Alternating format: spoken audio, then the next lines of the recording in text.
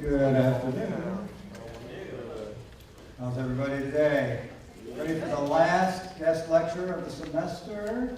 It's going to be a good one. I'm Dave Ferguson, Dean of the College, if we haven't met, and just want to welcome you and give you a couple of heads up. We do have LACES credits for faculty who are interested in those, and just wanted to also preview the spring semester.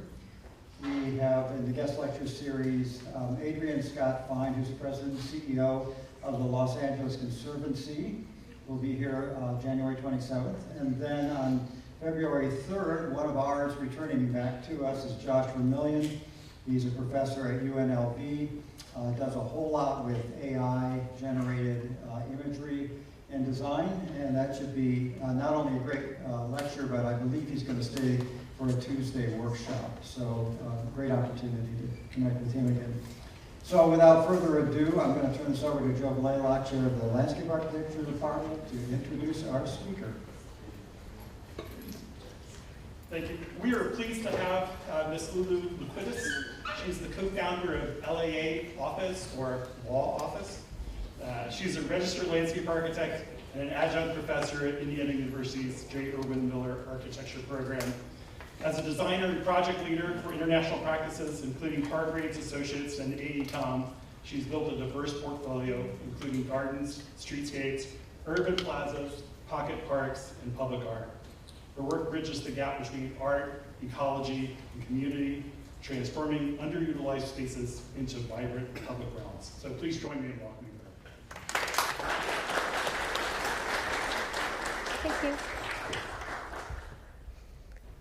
Okay, well, thank you for the introduction and also just for welcoming me to Ball State. This is my first time really here to be and to be part of the architecture school and to see how some of the studios are working. So always so nice to see student projects and the creativity and energy that comes along with that. So today I prepared a talk that really focuses on 4 of our projects. Is this echoing? Is this okay? And I'm going to talk about that really through the lens of our design philosophy, which we're really interested in this idea of kind of merging or blurring the boundaries between art and public space. And then you'll also notice with a lot of our projects, they're very kind of community oriented.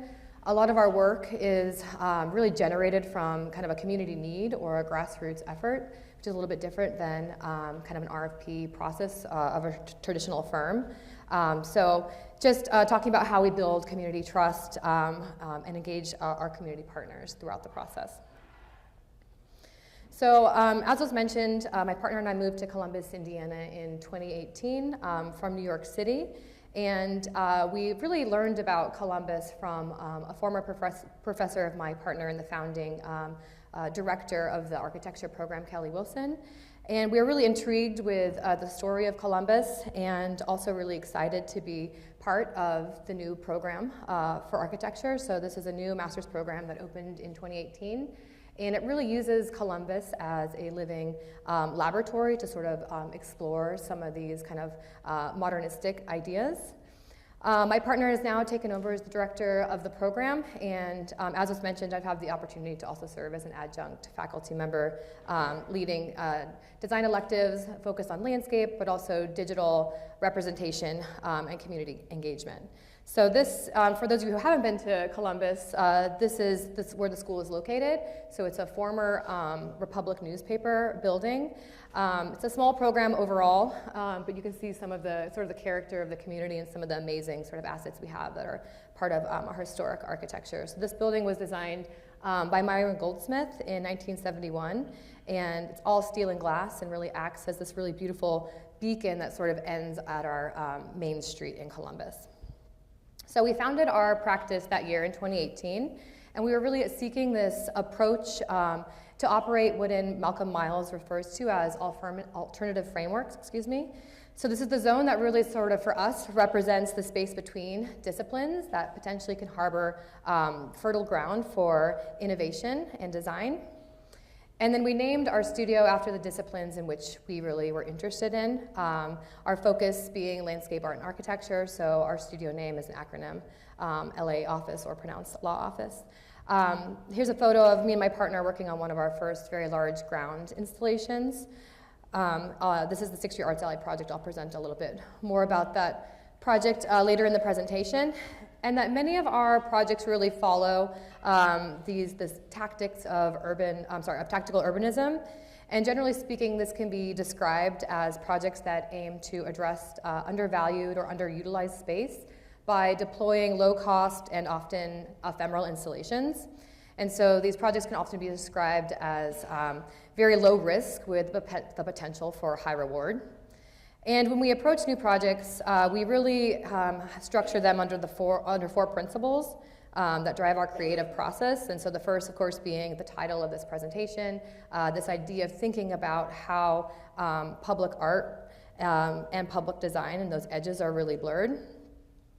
And so traditionally, urban design includes in it this idea of, generally speaking, of commissioning works of public art. And so that's kind of represented in the diagram on the left-hand side, where you have urban design as a field and public art sitting in between or inside of it. And we're a little bit more interested in the diagram on the right, where public art really can drive urban design and create human experiences. And so here's sort of an example of a traditional urban design proposal, and that's not to say that we don't like this building designed by SOM. This is Daley Plaza in Chicago with also an untitled sculpture that is by Picasso. We simply just believe that it sort of expresses this division or this time in urban design where there kind of is no dialogue between the architecture and the art itself. And so we believe that our 6th Street project here in Columbus, Indiana embodies this idea of an art integrated approach. For this project, we were thinking about how composition and geometric exploration could really augment one's experience of space. And then we also did a House of Flowers installation, which is another example of an art integrated approach, slightly different than that of kind of a large urban design project, but this is an ephemeral installation that we did on a vacant lot that was kind of fixed to be a single-family residence. And we composed this ephemeral installation in order to help the community sort of understand the project in greater detail. And instead of building the floor plan or drawing the floor plan on the grass of the single-family residence, we constructed it out of 2 sequential gardens of colorful zinnia flowers. And so this project was sort of aimed to look at a series of studies that our practice was doing that kind of focused on reviving the American Foursquare as a contemporary format for affordable and sustainable design. And so this example represents the exploration of blurring the boundaries of art and design by really putting the user right inside of the art installation itself. So our second principle is this idea of adding positive value to overlooked spaces in cities. And so we did a study for a community in Salem, Indiana, where we proposed sort of several design ideas in vacant lots near their historic square. And this rendering shows sort of the potential of kind of using this toolkit of art and kind of public activation. And we saw this to be really beneficial in helping to repair some of the frayed edges within the city space. Another example of a project we did in Ann Arbor, Michigan, we called this one Urban Fetty, and it brought light and life to a dark alley using this attached sort of a fluorescent three-dimensional fixture. And across the facade that's directly adjacent to the building has black lights, so it actually glows at night. So it brings a lot of different light and activity to this kind of overlooked alley. Our third principle is this idea of embracing flexibility and ambiguity within your projects. So here's an example of a project that my partner Daniel Martinez and his colleague Etienne Santiago did for the 2019 Exhibit Columbus event. This was around the same time that the school opened, so their installation was really meant to be an extension of the front door to invite the community in. And then the image on the right, you're seeing a dance troupe based out of Indianapolis called Dance Kaleidoscope, who activated a series of the installations, but this is just one example. It was really interesting to see how the community sort of used this installation throughout its existence. Another project that we're working on is to resituate one of Jonathan Neshi. He's a furniture designer based out of Columbus, Indiana. He designed this really interesting sculpture called Around and Around. It was originally in Chicago on top of the Ace Hotel, kind of just used as an extension for their public space. Sadly, during COVID, I think many segments of the Ace Hotel sort of shuttered, and so this sculpture needed a new home. So we brought it to the Foundation for Youth, which is a youth camp located in Brown County. And so we've been working on the first sort of stages of the site plan for this project, but it's been really nice to see how the camp is already using it. It can be used to serve as an outdoor classroom, outdoor activities, and also has a hammock kind of surrounding the entire structure, so stargazing. It's really, really beautiful out there at night. And then our last principle is thinking about how we can build and engage communities from the bottom up. So we acknowledge that at least our public work is inherently very collaborative, and so it requires support from several partners, but also very much from the communities and students that we work with to get it realized. So we aim to engage the public throughout our project's lifespan, and sometimes this involves, which I'll show you many examples in this presentation, sort of early feedback sessions, educational workshops, and then also direct implementation of the work itself. And we have really found that doing so creates a much more equitable sense of ownership for the projects. This image shows some of our community members just helping with a planting day as part of our 6th Street Arts Alley project. And we want folks really to be acknowledged and heard, especially when it relates to designs that sit within their neighborhoods. So to this end, we offer opportunities to provide different ways of feedback sort of along the way. And we also find that it's really important to sort of report this information back to the community through many stages in our work. Okay, so now I want to take you through a few of our projects that sort of embody these 4 principles. And for each one, I'm also going to highlight strategies of repairing urban fabric using methods such as stitching, mending, what we call upcycling, and patching. So the first project is in Salem, Indiana, and Salem is in the southern part of the state. It's about 45 minutes north of Louisville. And our initial work for this project was funded by a grant actually from Indiana University's Center of Rural Engagement. And then we were working with students on sort of an initial site plan or master plan to sort of analyze some of the spaces within the downtown. So that project I showed earlier that was kind of pink and gray was one of the earliest studies of a potential kind of activation. So for Heritage Park, we employed this idea of stitching. And in this case, a stitch really serves as a linear band that provides a missing link between 2 important, in our case, civic and cultural spaces within the city. So you're seeing the character of downtown Salem, very typical sort of you diagram with the courthouse in the central, with kind of the main street wrapping around it. The bottom photo also gives you some feel for the downtown character and existing artwork that exists within Salem. So in aerial, you can see the central courthouse square, and our proposal really aimed to complete this broken pedestrian loop that would connect the courthouse square to the John Hay Center Historical Society, which is a museum, also a 5-acre park. And so our site plan, what you're seeing on the left-hand side is kind of the southeast corner of the courthouse square. We had kind of a break of our mural to sort of help pull people in, to let them know that something else is happening as it connects you.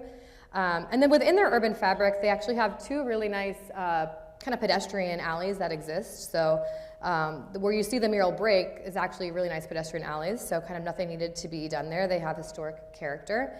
But where there was really a link that was missing was this space between City Hall, which really was just kind of a sea of asphalt. So for the pattern that you're seeing in the mural, we used inspiration from the barn quilting, which is a folk art tradition that originally originated in the Midwest. And We introduced this precedent to stakeholders early on. We found that it provided a familiar reference point for them and a way to tell stories, but also for us to sort of create some of these more abstract, maybe contemporary shapes, designs, and colors and introduce those. So a lot of planning goes into these projects, and so I just kind of want to talk a little bit about what our process looks like. So we definitely create a set of construction documents. For this project, it was the ground mural component, and also there's a small pocket park, which was an elevated deck that you're seeing on the bottom. There's some images of that in here. But with this, we'll start with kind of an overall conceptual design, looking at kind of the patterns and geometries that we were really influenced by in barn quilts. And then when it comes down to actually developing kind of design development drawings for it, we find ways to create some repetition, obviously for ease of installation. So in this case, we created a modular system, broke it down into a grid, and then we're able to kind of tape off these individual colors on site. And so the mural itself was installed over a period of 5 days, and we worked really closely with community members and University of Indiana students, Indiana University students, sorry, that was backwards. And so here you can see the finished mural. And as part of this project, we also designed a new pocket park. So you're seeing that on the upper side of this image. Has tables and chairs, umbrellas, planters, and offers sort of the different organizations in this area a place to gather and a place to have lunch. And then we suggested that this language of barn quilting might not only serve as an aesthetic link to kind of connect the two sides of the road, but it would also be used as a vehicle to convey narratives in Salem's history.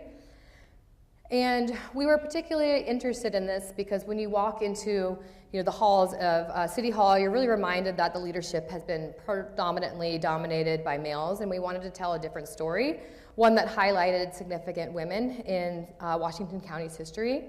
So we worked very closely with the Historical Society's chief historian, Jeremy Elliott, to uncover some of these stories.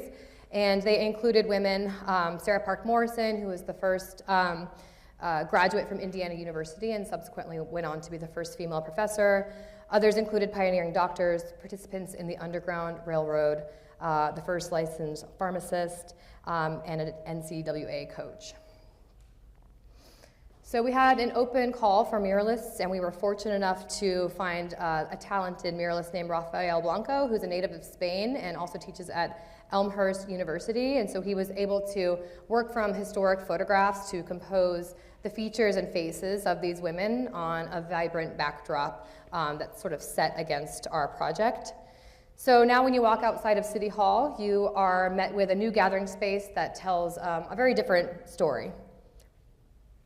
Along that path, we integrated signage.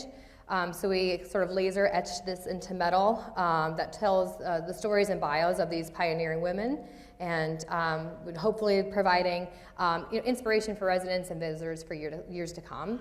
Also mentioned that it was just a key sort of fact for this project was they wanted to create sort of a cultural trail that linked to the John Hayes Center. So in the pedestrian alley that's to the west of this one, stories continue about sort of the history of Salem. So it's was providing a missing link, but also a missing link to the existing cultural trail that exists there.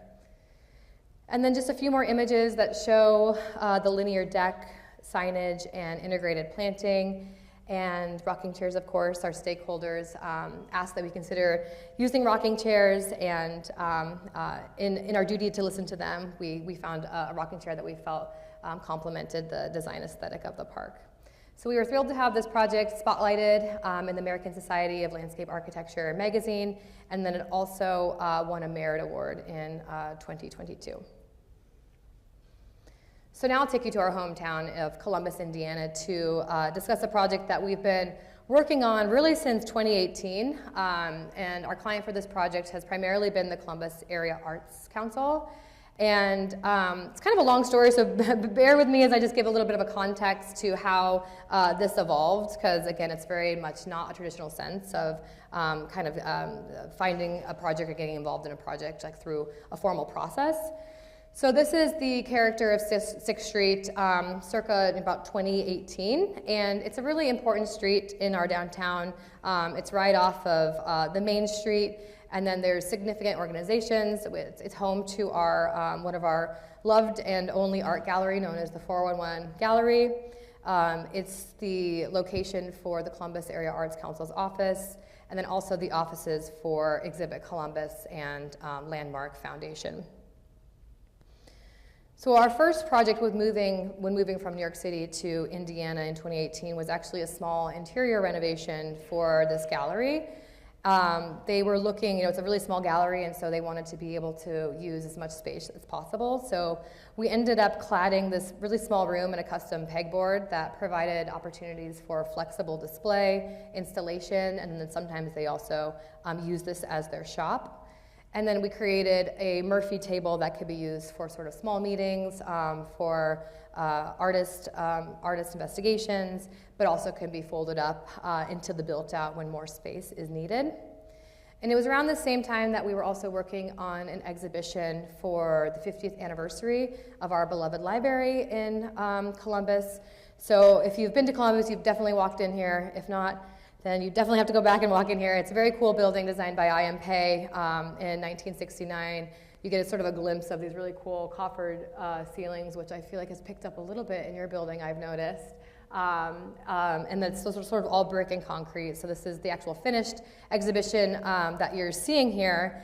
But it was around this time that we were spending a lot of time with Tricia Gilson, who's the head archivist in the archives, looking through all of the drawings and materials that Pei's office had put together, and we discovered these really interesting kind of textile-like drawings, and just found them really inspiring and decided to, as part of our process, kind of reconfigure the shapes and simple elements into a series of kind of textile-like artworks for our own use. So we used a high-grade watercolor paper after reconfiguring these designs, laser cut them and then painted each so they're about 4 sheets thick and have some dimensionality to them as each sheet reveals a new color. And we were invited to exhibit this work at the 411 Gallery. So as part of the exhibition, we hosted a public workshop that explored pattern making with the community. And then we had this idea of potentially scaling one of these artworks up in order to bring a piece of the exhibition directly into the city. And so we kind of pitched this to the Arts Council, and they agreed to let us do it. So we developed a set of one-to-one stencils. So this was the first mural that me and my partner worked on, and we're not muralists, we're architects, but so we had to think about this, very architecturally. So again, in terms of pattern making, just figuring out how we can pull in repetition, and then using the tools that we understand to use, like laser cutting, drawings, to create a very sequence and how we kind of pull these things together. So we created a set of stencils that we could take one up to the facade and sort of work one after another across a grid to really draw this on the building. And then again, working with community members to help fill in the shapes. So the extension of the gallery to the exterior removes sort of the physical boundaries that sometimes come along with galleries and art. And it really created an exciting and accessible space for the community. And this was the first event that the Arts Council really used the street as sort of an extension to the gallery, and the community was really excited by this. So after the opening of Learning Patterns, which is the name of this mural, we were actually approached by the Columbus Visitor Center to study the potential of adding public realm elements to 6th Street that could be used for future events, help sort of designate this as an arts district in the community, and just make it easier to kind of close the street down for organizations if they wanted to host an event. So we set off to study this, and one thing that we noticed as part of our study is just the character of the street. This is a short street in Columbus, as you're seeing from kind of the diagram on the right-hand side. So it's truncated on either side, and with the verticality of the buildings and the scale of the street with parking, it's just a one-way, very quiet street. It really feels more like an urban room than a vehicular condition. And so for this project, we used the act of patching. And for us, patching temporarily alleviates the discontinuity of building fabric by creating, through graphic means or other, the impression of connectivity of elements within the urban environment. And our concept was to design a kit of parts that would further articulate the ground plane, the vertical planes, and then the overhead conditions to further emphasize this notion of an urban room. And so the site plan that we developed was literally an urban patchwork that connected the various philanthropic organizations on 6th Street. And then in addition, we worked with the city to eliminate some of the curbs and parking spaces that you're seeing sort of in the center of the image to create a plaza space that the Arts Council could use during non-events. So again, developed a set of sort of precise drawings for this mural. We started with the major shifts and angles and understanding how that would be deployed across the entire site. And then we worked by kind of filling in the interstitial lines of banding. And then lastly, there's a set of perpendicular white bands that help add another scale and break down sort of the linear aspects of that street. So you're seeing the image on the left, the demolition of the parking space, sidewalks, and curbs to create the pocket park.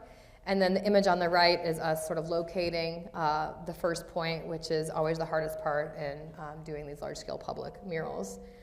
Again, using the tools that we know, we created a set of sort of custom measuring tools with our CNC machine. I think we had 5 different bands.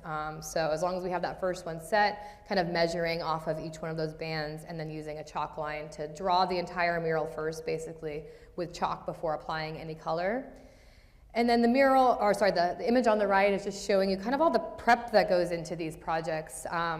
They kind of seem simple, but they're actually quite complex. I think a lot of people involved. You can see in this photo, we also worked with one of the building owners to kind of design the base for what that building would look like, so that we could fold the mural or a design. It didn't end up being the mural, but I'll show you what it ended up being onto the vertical facades. And then you see us applying the primer here. So when we do these murals, we use a very tough paint called Tough Coat. And it's used often for water parks. And it has sort of these granulars that attach to a milky primer. So the primer goes on first. And then the next day you can come and mix the paint with like your drill bit and kind of apply each color with a standing roller. So after we kind of go through the process of drawing or chalking out the extent of the mural, we can sort of use the guidelines that we've developed to start filling in the colors. So you see that we created a set of drawings, and each one is sort of labeled A, B, C, D on site. And then we organize many volunteers. I think for this project we had about 40 volunteers working at different periods over time, and then using those drawings on site really to be able to direct and guide the work. So as I mentioned, it was always our idea to have the mural fold up onto the facade, but for a lot of reasons, I think primarily being able to just share the opportunity and bring another artist to collaborate with in the art district. We had an open call, and we found the muralist Nick Abstract, who's based out of Indianapolis. We've worked with him on a few of our projects now. I think his abstract way of working, it meshes well with kind of what we're doing in terms of ground plane. It responds well to that design. So he created this really interesting facade mural called Fractalized that responds to our ground mural. And then as part of this project, we also developed a set of modular seating. So our seating design was based off of the geometries from the Arts Council's logo that you're seeing on the left-hand side. And so really the design is a semicircle, and it's supported by, or it's a triangle, but it's supported by semicircle arches on the interior to hold it up. And then these can be reconfigured in many different ways and used in different ways. And then the Arts Council also leaves them out for sort of the public plaza that's adjacent during non-events. So this phase of our 6th Street project opened in the fall of 2021. And we're very happy to say that it's been very embraced by the creative community and really beyond. So today the street really serves as a flexible venue for our performances, art openings, casual socializing, and we're seeing a lot more organizations like Cummins and the Heritage Fund and the library, Viewpoint Books, also want to sort of take advantage of the space and apply for street closures, close it down, and have an event. So it's been really fun to watch it evolve. One thing that we also always like to note is how spaces are being used during non-events. So we've been able to, see this, directly in person, but also follow sort of the activity on social media, if you will. So we've seen dance performances, fashion shoots, pop-ups, often used for family photos or senior photos, and even a wedding. Metropolis Magazine also featured this project in a recent article about how mid-size cities are engaging in innovation and urban transformation. And so then 3 years, this project is about 3 years old, and so we've now returned to the community to reflect on the project. And I have to say that we were quite overwhelmed by the responses that we received. Of course, we had sort of the bubbling questions, rate this, XYZ, but then we had an area where you could provide written feedback, and we had 218 written comments, which just seems like quite a lot for our small community. And a lot of them were quite touching in nature. People really felt comfortable enough to share very personal memories and stories with us. So it's just for us highlighted the immense value that this project has had. Again, going back to some of the earlier conversations about tactical urbanism and sort of very low investment, but very high reward that the community has really gravitated towards. So now we're working on kind of the 6th Street 2.0 phase. This is a question that we get often in our work, is because at the end of the day, this is just paint, and paint is not permanent, and these are streets that are currently being driven on every day, so the mural has worn. And so we're trying to think of what this could potentially be. I think with a lot of our projects, we really see them as a catalyst for something maybe larger, as long as we can sort of prove that there's been a large community benefit. So for this next phase of the design, we plan to do one more ground mural, but add with it a seasonal street closure. So we're working closely with the city to sort of evaluate the investment, hoping to have this as a seasonal street closure next year, and then even potential for something like this to become more permanent in the future. So I have 2 more projects to share. The next project is for a new makerspace in Columbus. And this project is ongoing. It opened last year, but I think it's kind of an interesting one because this is, truly has evolved as a grassroots effort project. It was ultimately kind of conceived of, paid for, and implemented by community members. So this project is located at the Air Park campus, and these 2 sheds that you're seeing here were 2 former Cummins engine testing plants. And so this was taken over by sort of the airport park director, and they saw a need in our community to have a maker space. And so we were sort of brought on to help bring some life to this kind of very blank white canvas that you see here. And we, generally speaking, talk about this project through the lens of upcycling, which is a term often used in the fashion industry, right? To think about how an old garment can be turned into something new. So in this case, upcycling refers to the process of transforming this underused space, breathing some fresh sort of life into it. And so we conducted several engagement sessions with stakeholders and potential Propeller members from the onset of this project, and these sessions were really designed to gather input to understand needs and expectations, to make sure that it aligned with the major goals for Propeller. And so this collaborative process allowed us to refine our ideas and set a solid foundation for really the concepts that followed.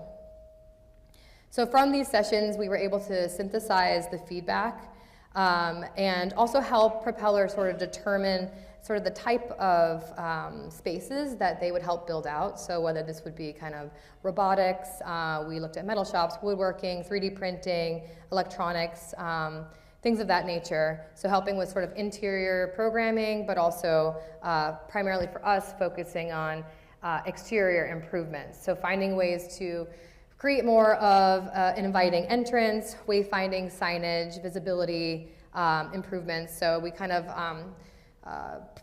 directed our approach down into these three categories. So courtyard improvements, which really are the spaces that are in between the buildings, which for them would serve as event spaces, sort of member spaces for gathering, whereas there's a lot of side yards that they wanted to remain to be kind of dirty, activated spaces for the process of making. Thinking about wayfinding and signage, and then also really trying to bring visibility to the entrance. So we looked at a series of concepts. We try to kind of work in with three. I feel like that's always tried and true, and test different ideas early on with them so that we can get their feedback and kind of pinpoint what makes sense to continue to develop. So in this case, our stakeholders were particularly drawn to this conceptual idea of pilots and paper planes. So we'll do historical research. Generally speaking, we'll maybe make some collages and do some very high-level diagrams without doing too much design, by helping to focus some of the kind of thematic themes. So our final design, it was actually, it's actually kind of interesting because we had three different themes, a lot of them being a little bit more industrial in nature, some that had even this kind of sense of kind of graffiti, and we had one scheme that pulled in a lot more green elements, and I think the stakeholders were sort of drawn to kind of a mix of all three, but really liked the idea of bringing some green in just since it feels so industrial. So we integrated trellis systems, planting small trees, native plants, and native flowers to sort of soften the environment. And then towards the back of the courtyard space, this is sort of that main space that's used for events, and they also have a lot of kind of grill outs for the members that they do weekly with weather permitting. So there's a simple outdoor kitchen and string lights to help kind of just bring some vibe to this space. One aspect of the design that's kind of interesting is this does include a retrofitted piece from an earlier exhibit, Columbus. So this is known as Midnight Palace. And I think this installation has gone on to live 2 new lives now, which is cool. It's also part of the Fort Wayne Alley Activation Program. So it will also be part of Propeller as well. We're resituating this sculpture onto a small shed that's kind of located in the middle of the courtyard spaces. It's called the Battery Shed, and it's kind of home to a chemist who's often in there tinkering and experimenting with new sort of battery technologies. And then this project also includes a viewing platform that overlooks the airport runway. So this is a kind of an unusual part of Columbus, but it's popular because of the airport. There's also a restaurant called Hangar, I think like 50 or something, that's integrated into the airport. It's like super busy over the weekend. So it's actually a lot of population, or a lot of people come out here on the weekend, and then you often find them looking over, through the fence to look at the planes take off and land. So this was sort of an opportunity to kind of give something back to the community, since it's a member-based facility. However, it's like $40 for a membership, so it's very affordable. And I think just the airport director is doing a lot to really think about how this area is continuing to grow. For instance, the architect Marlon Blackwell was just commissioned to redesign an aviation tower. So that's underway. You're seeing kind of the existing aviation tower there on the left-hand side. So some exciting things happening out here. So as I mentioned earlier in this project, this project was essentially funded by the community. So we used a crowdsourced funding platform called Patronicity. So sort of similar to Kickstarter, if you're familiar with that platform. Really it works by anyone can give a small donation, and generally speaking, it's exchanged for a small gift, an incentive, in our case, membership. And so through this program, we were able to raise $50,000.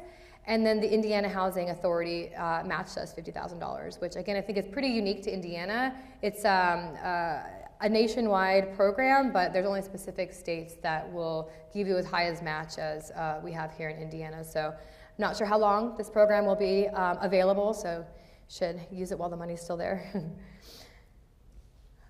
So we ended up raising around $122,000 for this project, and so for those of you that are familiar with construction, obviously that's not a lot of money for a construction project.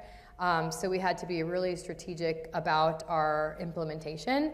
And in this case, we had a lot of volunteers from a lot of different organizations to help with and help install the work. So here, another large ground mural to help sort of break down that concrete. So this was a flight path mural, which we use sort of these large silver circles to denote entry points with these kind of larger banding that would sort of connect you to each doorway.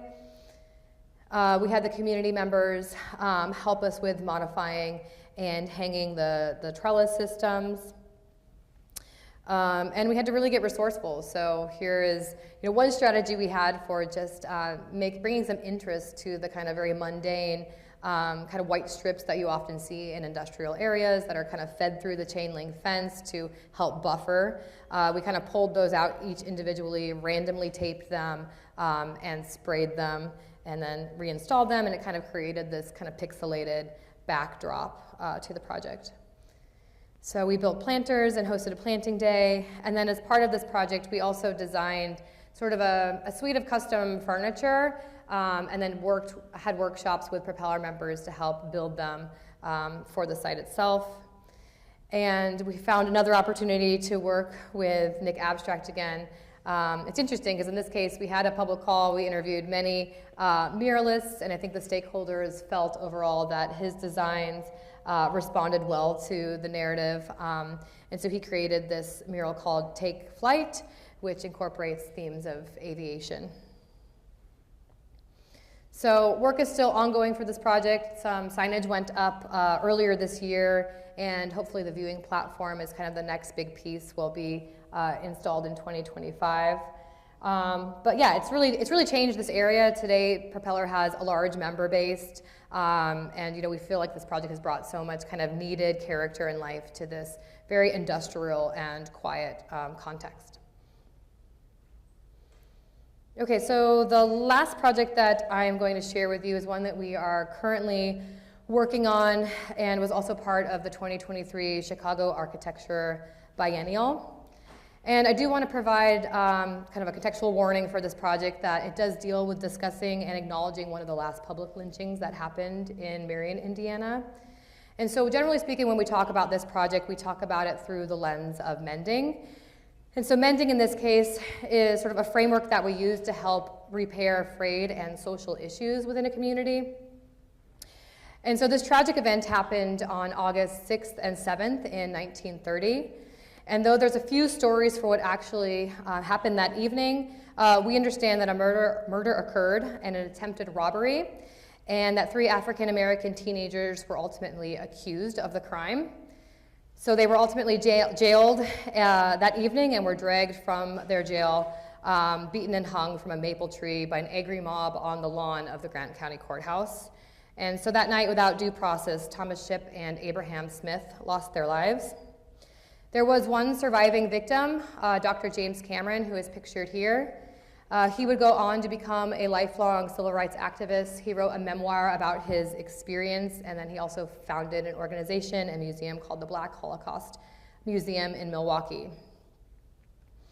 So subsequently, a photo of that lynching was published in several newspapers nationwide, and it inspired the poet Abel Meeropol in New York to write the poem Strange Fruit. And so we know that this song was famously recorded and performed by Billie Holiday in 1939, and today it remains one of the most important protest songs of the 20th century. And so in 2022, we were invited by Marion native Samuel Levi Jones to collaborate on a project that would publicly acknowledge and reflect upon this history. And so the site for this project is just across from the courthouse square where the lynching occurred. And we began by reading as much as we possibly could about the history and create a visual timeline of events within about a 200-year period. And we approached this project by thinking about how we could create a garden of strange fruit. And so we imagined that this garden would embody the passage of time, become a place that bears witness to the past, and would also create an enclosure for the preservation of memory. So Samuel Levi Jones, the artist who invited us to collaborate on this project, he was born in Marion, Indiana to a biracial family. And it was in high school that he actually discovered that his stepmother was directly related to one of the lynching victims. And this was never really talked about in his upbringing, and it went on to stay with him, and it really affected him and his work. So today's Sam's work, which you're seeing here in these images, generally speaking, explores the themes of power structures, exclusion, and equality.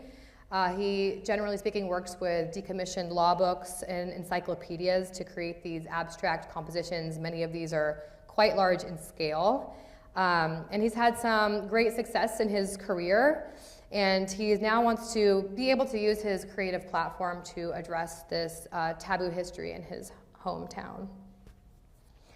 So we wanted to fold his powerful work and voice into this project. So as part of our process, we have been sort of interpreting the iconography of Sam's work into patterns and textures that could be translated into larger public artworks.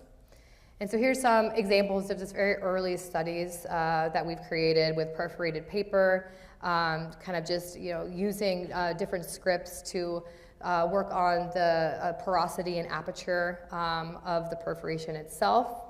And then our idea is to create an immersive installation in the form of an enclosed garden.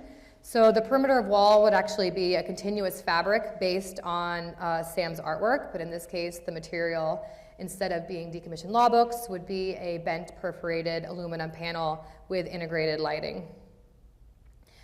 So this image shows our current site plan. So kind of starting from the right-hand side is that entry threshold you're seeing there. And so once you walk through the entry threshold, you're first encountered by a grove of 9 maples. And as I mentioned earlier, the maple is significant to the story, and the stakeholders really wanted us to incorporate the maple species into the plan. And then the 10th tree that you're seeing there, which is the pink tree, is a tree of strange fruit. And there are 10 trees in this project to represent the nearly 10 decades that have passed since this lynching occurred. So there's 2 kind of major public artworks for this project, one being the enclosure, the wrapper, and designed by, in collaboration with Samuel Levi Jones, and then the other being this tree of strange fruit. So we have another New York-based artist, another Sam Van Aken on board for the project. He has successfully grafted trees with over 40 different species, and he actually does have a tree in Indiana. It's in New Harmony. And so it's kind of a magical thing. This tree would have various bloom colors in the spring. So on one tree, it's blooming white and purple and pink. And then in the summer, it would bear different types of fruit. So still working on what makes sense for kind of the base tree. He's used cherries and plums in the past, and we really like the idea of using the pawpaw. It's indigenous to Indiana, but we understand that they can be a little bit temperamental. So we're excited to continue that research and investigation with Sam. So we situated the tree so that it aligns with the entry and then ultimately the center of the courthouse, which is the metaphorical center of justice for the city. And so as you exit, you also are sort of confronted with the courthouse and the names of the victims displayed as voids in the metal panels. And then in addition, one aspect of the garden design that is important to us kind of for this notion of embodied time is seasonality. So we're really interested in having the rest of the garden offer blooms from early spring to late fall. And we've started some initial research, but really want to also tie in another layer of symbolism and meaning into the species that we select. So a few examples, crocus, a spring bulb, symbolizes new beginnings, while allium, a late summer bloomer, symbolizes unity and patience. So we were invited to create an exhibition for this project at the Chicago Architecture Biennial, which opened in November of 2023 at the Cultural Center. And so we used this as an opportunity to sort of investigate a mock-up for the one-to-one panel of the garden enclosure and ultimately kind of simulate the threshold and entry into the garden. Our team included 2 Indiana University students and just a few pictures of sort of installation. This is me actually at the Makerspace Propeller kind of working on different finishes. We tried some chemical blackeners. It didn't really go our way, so we had to kind of pivot last moment. We're not sure that this will end up being black, but it worked well for the Chicago Architecture Biennial. And then you're seeing the artist Daniel Levi Jones in the image at the bottom, helping us with the installation of his work. So the exhibition was based on the three major themes that I presented earlier: time, memory, and witness. So this photo shows the wall and kind of integrated lighting for the enclosure. And then as you moved through the exhibition, you were sort of encountered by an herbarium of Sam Van Aken's pressings. So he's used these to successfully graft trees, and then it had the narrative of really what happened that night in the middle, sort of explaining the project overall. We created a brief documentary, which was in the room as you turn the corner. This was made in creation or in collaboration with our stakeholders to help explain some of the social and historical aspects of this project, as well as our design approach. And then Sam made a unique piece for the exhibition called Bitter Fruit. We also had, on this wall, you're seeing sort of the explanation of the evolution of how we translated Sam's works into this perforated pattern. And then we had national publicity for this project. This article was published in the New York Times, as well as the Architectural Review. And I'll go ahead and end on this image, but we're sort of, just in terms of where we are with this project, we're wrapping up schematic design now. And I was talking to some of you earlier, but the biggest effort that we have now is fundraising. And I think some of the other projects that I've shown, most of our work has been, well under, $300,000. This project, this is going to be a couple $1 million. So finding the right partners and funding strategy has definitely been a little bit different than some of our past projects, but we're excited about next steps. We're going to be bringing the exhibition to Marion and then working with our stakeholders to do a bit more robust community engagement. We've kind of had high-level conversations with specific partners, the mayor, but we really want to take this to the community. So that's kind of next steps for the project. So yeah, just wanted to thank you all again, and if there is any time, I know it's almost 5, but I'm happy to answer any questions that you have.